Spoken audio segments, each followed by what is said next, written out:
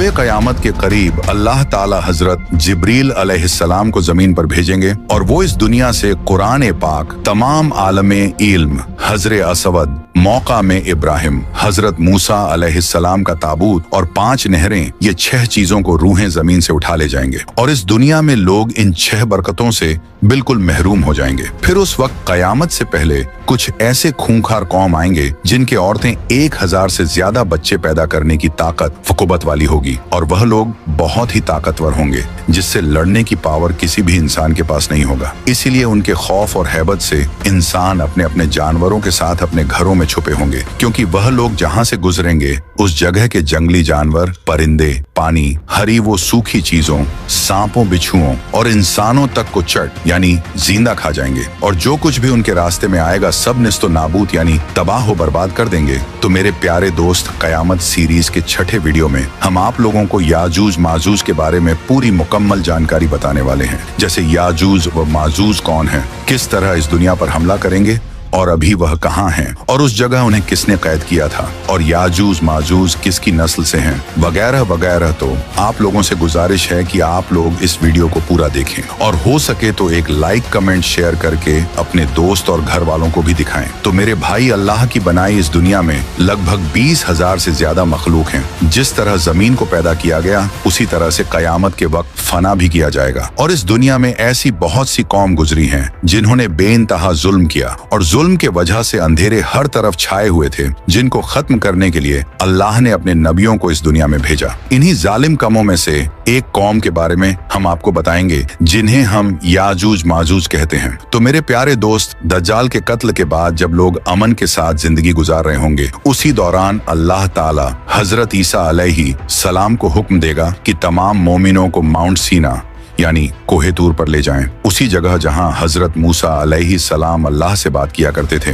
क्योंकि अब कुछ ऐसे वहशी दरिंदे लोगों को छोड़ दिया जाएगा कि कोई कौम उनसे लड़ नहीं सकेगी। तो हजरत ईसा अलैहि सलाम तमाम मुसलमानों को माउंट सीना के किले में ले जाएंगे और वहीं रहेंगे। और प्यारे दोस्तों, इसमें कोई शक नहीं कि दुनिया के तमाम इंसान हजरत आदम अलैहि सलाम की औलाद हैं। इस तरह ये जालिम कौम याजूज माजूज भी हजरत आदम अलैहि सलाम की औलाद में से ही है और हजरत आदम अलैहिस्सलाम के औलाद हजरत नूह अलैहिस्सलाम के 3 बेटे थे, जिसमें से एक बेटे का नाम याफिस था और याफिस के 12 बेटे थे, जिनमें से 2 बेटों का नाम याजूज माजूज था और इन्हीं बेटों से याजूज माजूज की नस्ल चली और अल्लाह ताला ने बनी आदम को 10 हिस्सों में तकसीम किया। 9 हिस्सों में याजूज माजूज बनाए और 1 हिस्से में बाकी के आम इंसान बनाए। एक रिवायत के मुताबिक यह लोग काफिर और दोजखी हैं। याजूज माजूज का जिक्र दुनिया के दूसरे मजहब की किताबों में भी किया गया है और कुरान मजीद के सूरह कहफ आयत 83 से 97 तक पूरी तफसील तौर पर गवाही दी गई है कि याजूज माजूज 2 वहशी खूंखार कबीलों के नाम हैं और वह अपने इर्द गिर्द बहुत ज्यादतियां और जुल्म किया करते थे। दरअसल याजूज माजूज एक या कई बड़े बड़े कबीले थे। ये नॉर्थ एशिया के दूर दराज इलाकों में रहने वाले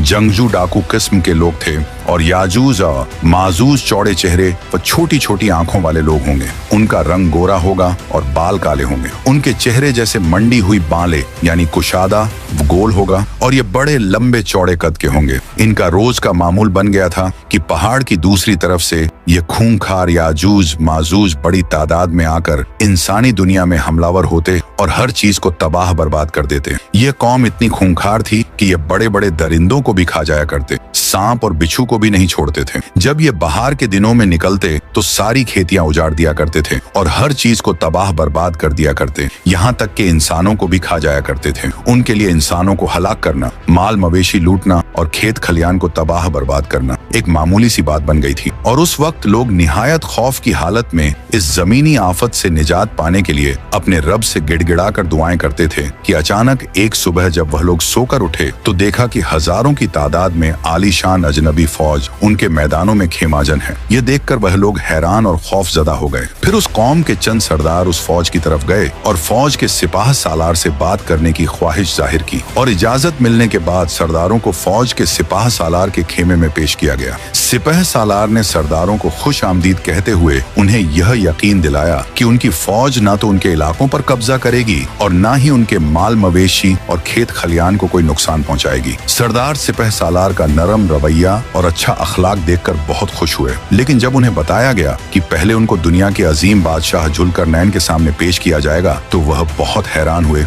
और सोचने लगे कि शायद यह शख्स कुदरत की तरफ से हमारे लिए निजात का जरिया बनाकर भेजा गया है। हजरत जुल्करनैन के बारे में कहा जाता है कि यह कोई नबी नहीं थे, बल्कि अल्लाह के एक नेक बंदे और बादशाह थे। इन्होंने अपनी सारी जिंदगी सफर में गुजारी। हजरत जुल्करनैन को अल्लाह ताला ने बड़ी कुव्वत और ताकत अता की थी और इन्हें हर चीज के रिसोर्सेज दे दिए थे। हजरत जुल्करनैन एक सफर शुरू किया और वह सफर करते करते एक ऐसी जगह पहुंच गए जहां उन्हें सूरज काली कीचड़ में गुरूब होता दिखाई दिया। वहां पर जुल्करनैन ने किसी किस्म के कुछ लोग देखे। अल्लाह ताला ने हजरत जुल्करनैन से कहा कि अगर आप चाहे तो इन्हें सजा दे दें और अगर आप चाहे तो इनके साथ अच्छा सलूक करें, यह तुम्हारी मर्जी है। इस पर हजरत जुल्करनैन ने कहा कि जो भी गलत होगा मैं उसे सजा दूंगा और जो नेक होगा उसके लिए कोई सजा नहीं होगी। फिर उसके बाद हजरत जुल्करनैन एक और सफर पर निकले और इस बार वह सूरज निकलने की जगह पर पहुंच गए। अब यहाँ पर भी एक अजीब बात होती है। आप देखते हैं कि सूरज और वहाँ रहने वाले लोगों के बीच किसी किस्म की कोई आड़ या बचाव नहीं है। वह सूरज से बच नहीं पा रहे थे।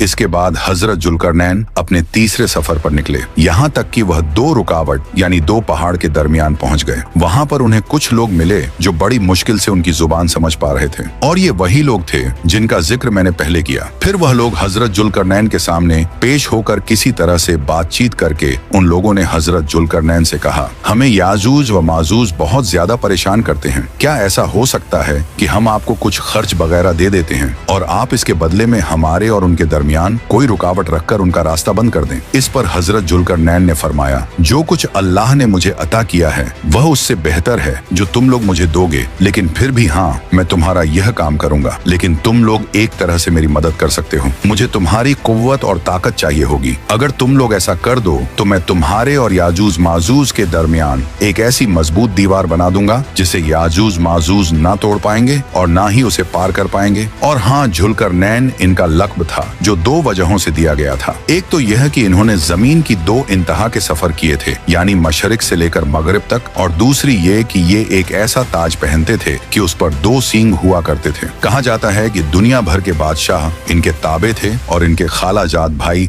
हजरत खिज्र अलैहिस्सलाम इनके वजीर थे। कुछ लोग सिकंदर आजम को जुल्करनैन समझते हैं, लेकिन ऐसा नहीं है, क्योंकि हजरत जुल्करनैन एक अल्लाह को मानने वाले मुसलमान थे और सिकंदर आतिश परस्त और कई खुदाओं को मानने वाला था, इसलिए सिकंदर जुल्करनैन नहीं हो सकता। उसके बाद फिर जुल्करनैन उन लोगों से कहते हैं, मेरे पास लोहे की चादर लाओ प्यारे दोस्तों। जब हजरत जुल्करनैन हमारी इस दुनिया में आए तब लोहे का इस्तेमाल शुरू नहीं हुआ था। हालांकि लोहा शुरू से ही इस दुनिया में मौजूद था, लेकिन लोहे का इस्तेमाल जैसा कि आज हम होते हुए देखते हैं, ऐसा आज से कुछ साल पहले शुरू हुआ। लेकिन हजरत जुल्करनैन हमसे पहले लोहे के इस्तेमाल से वाकिफ थे, इसलिए उन्होंने उन्हें हुक्म दिया कि जाओ और लोहे की मोटी मोटी चादर बनाओ और मेरे पास लेकर आओ। और चादर कैसे बनानी है ये सब हजरत जुल्करनैन ने उन्हें गाइड किया और उन्हें बताते रहे। बहरहाल जब लोहे की मोटी चादर बनकर तैयार हो गई तो हजरत जुल्करनैन ने उन्हें आपस में जोड़ना शुरू किया। इस तरह वह चादर एक दूसरे के साथ जुड़कर एक दीवार की शक्ल में तैयार हो गई। जब यह दीवार खड़ी हो गई तो हजरत जुल्करनैन ने उन लोगों से कहा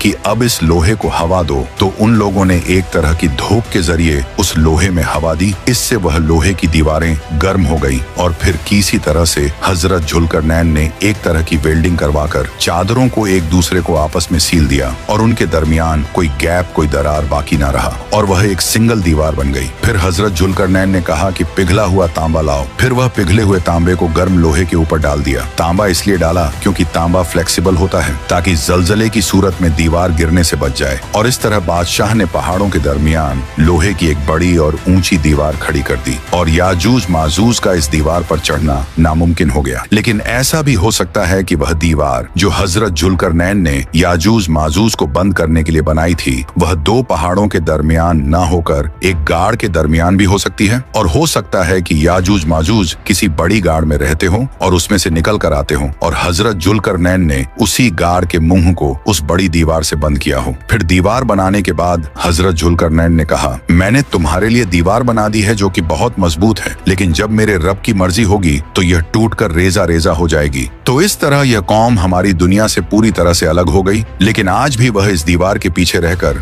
याजूज माजूज हर रोज अपनी दीवार में खुदाई की कोशिश कर रहे हैं, और वह इस दीवार को तोड़ने की मुसलसल कोशिश कर रहे हैं, और वह हर रोज उस दीवार को चाटते चाटते पतली से पतली कर देते हैं। लेकिन तभी उन लोगों को सूरज की रोशनी दिखाई नहीं देने के कारण उनका सरदार कहता है कि अब लौट चलो, बाकी कल खो देंगे, और उन्हें हुक्म मिलता है कि काम बंद कर दो, अब कल आएंगे और कल खो देंगे। लेकिन अगले दिन जब वो वापस आते हैं तो दीवार फिर से पहले जैसी हो चुकी होती है, और ऐसा कयामत तक होता रहेगा, और उनकी ये कोशिश कयामत तक जारी रहेगी। यहाँ पर एक बात काबिले जिक्र है कि याजूज माजूज के दीवार तोड़ने में एक लफ्ज का अहम किरदार है, और वो लफ्ज है इंशा अल्लाह। वह रोज दीवार तोड़ने के लिए आते हैं लेकिन नाकाम हो जाते हैं, क्योंकि अल्लाह ताला ने उनसे दीवार तोड़ने की तौफीक छीन रखी है, और इस लफ्ज की अदायगी को भी। लेकिन वक्त मुकर्रर पर इनकी जुबान से ये लफ्ज यानी इंशा अल्लाह खुद ब खुद आ जाएगा। हालांकि वह मुसलमान नहीं है, लेकिन फिर भी उनका सरदार कहेगा चलो बाकी का काम इंशा अल्लाह कल पूरा कर देंगे। इस तरह वह शर पसंद कौम दीवार तोड़ने में कामयाब हो जाएगी। कब जब कयामत के करीब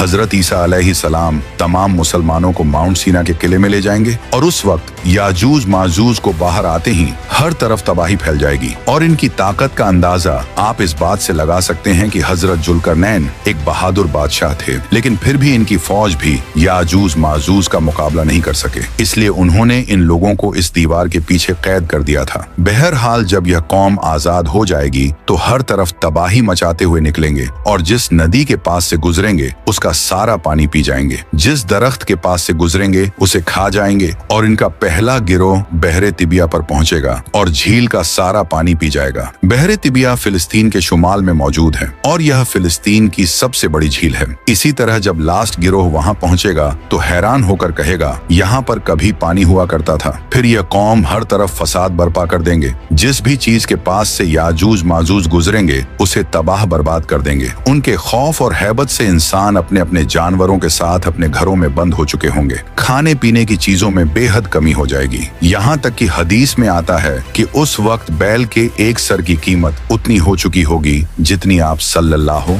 ताला अलैहि वसल्लम के जमाने में 100 दीनार हुआ करते थे। पूरी दुनिया के सड़कों पर वीरानी छा चुकी होगी, धूल मिट्टी खाक उड़ रही होगी, और इंसान गायब हो चुके होंगे। और उस वक्त अगर कोई आवाज आ भी रही होगी तो वह याजूज माजूज के हंसने और चीखने चिल्लाने की आवाज होगी। और फिर ऐसा वक्त आ जाएगा कि सारी जमीन पर याजूज माजूज का ही कब्जा होगा। जमीन को मुकम्मल तौर पर वीरान कर देने के बाद याजूज माजूज कहेंगे अब जमीन वाले सब मर चुके हैं, अब आसमान वालों की बारी है, लिहाजा अब वह आसमान की तरफ अपने तीर चलाएंगे तो तीर खून से भरकर वापस होंगे। अब सवाल उठता है कि इतने एडवांस दौर में वह तीरों का इस्तेमाल क्यों करेंगे? तो जवाब यह है कि याजूज माजूज हजरत नूह अलैहिस्सलाम के बेटे याफिस की औलाद में से हैं, और अगर हथियारों की बात की जाए तो याफिस का दौर तीर और कमानों का ही था। लिहाजा हम यह कह सकते हैं कि जब वह लोग बाहर आएंगे तो वह जिन हथियारों से बखूबी वाकिफ हैं वह तीर कमान ही होंगे, क्योंकि उन्होंने तीर कमान का ही इस्तेमाल किया हुआ है। उनको पता ही तीरों कमान का है, इसलिए हम अंदाजा ही लगा सकते हैं,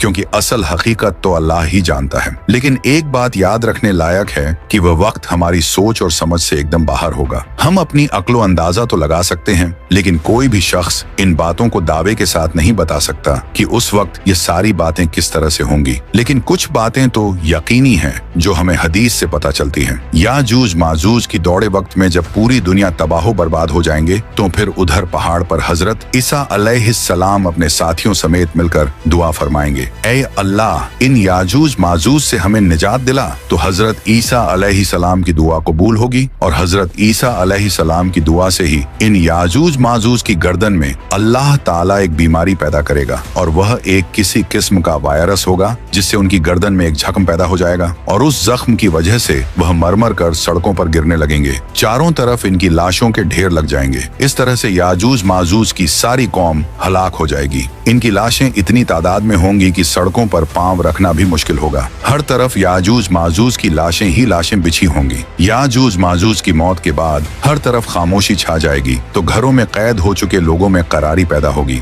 और वह एक दूसरे से पूछेंगे क्या कोई है कि जो बाहर जाकर देखे कि यह खामोशी क्यों हो गई, आखिर हुआ क्या है। फिर एक शख्स बाहर निकलने के लिए तैयार हो जाएगा और वह यह बात अपने जहन में लेकर निकलेगा कि शायद अब मैं वापस ना आ सकूं। लेकिन बाहर जाकर वह देखेगा कि याजूज माजूज मर चुके हैं और उनकी लाशें एक के ऊपर एक ढेर लगी हुई हैं। और तब वह आवाज बुलंद कहेगा, पुरसुकून हो जाओ, अल्लाह ने खुद ही तुम्हारे दुश्मन को खत्म कर दिया है। और तब लोग दोबारा से बाहर निकलना शुरू होंगे और वह देखेंगे कि एक हाथ भर भी ऐसी जगह नहीं होगी जहां याजूज माजूज की लाशों की गंदगी और बदबू से भरी हुई ना हो। ये सब देखकर फिर हजरत ईसा अलैहिस्सलाम अपने साथियों के साथ अल्लाह से दुआ करेंगे तो अल्लाह एक तेज हवा और एक किस्म के ऐसे बड़े बड़े परिंदे भेजेंगे जिनकी गर्दन ऊंटों की गर्दन की तरह लंबी होंगी और वो याजूज माजूज की लाशों को उठाकर कहीं फेंक आएंगे। लेकिन किस जगह फेंक कर आएंगे ये कोई नहीं जानता। फिर उसके कुछ सालों के बाद हजरत ईसा अलैहिस्सलाम की वफात हो जाएगी। इसके बाद फिर एंट्री होगी एक अजीब शक्ल की जानवर दाब्बतुल अर्द की। तो subscribe your channel for next video. और आखिर में अल्लाह रब्बुल इज्जत से दुआ है कि अल्लाह ताला हमें नेक अमल करने और बुराई से बचने की तौफीक अता फरमाए। आमीन या रब्बुल आलमीन। तो आप लोग भी आमीन जरूर लिखें।